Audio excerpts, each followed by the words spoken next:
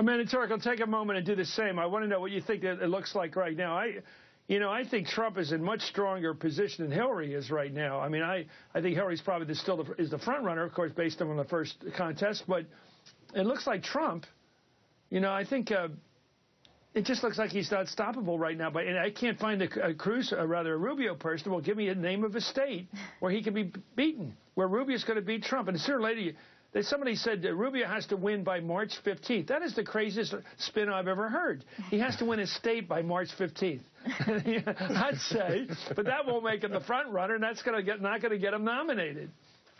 I mean, look, Rubio had a good night tonight. I don't think that's going to really hurt Trump for a Super Tuesday. And I think Michael's right. A lot of this is coming too late. Why weren't Republicans doing this earlier? They were too busy trying to fight for second and third place, and Donald Trump continued to coast to first.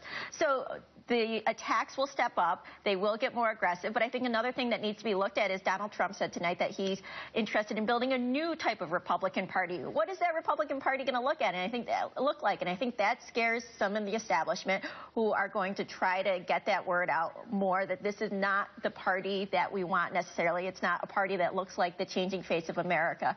But the attacks are going to step up, but they need to do a better job, basically, because they're starting so late. Well, let's think about what Trump wants to change. He wants to change the party's automatic support for trade policy. He's very much running against our trade deals like TPP. He wants the party to be less hawkish. That's pretty clear. Are those are they too serious as infractions against the Republican orthodoxy that he'd be a problem? Those 2 points? Some of his positions actually fit really well with the Tea Party, which for a while, we didn't hear about quite as much. But some of these populist economic issues are areas, and some of these activists are the ones who are drawn to Trump.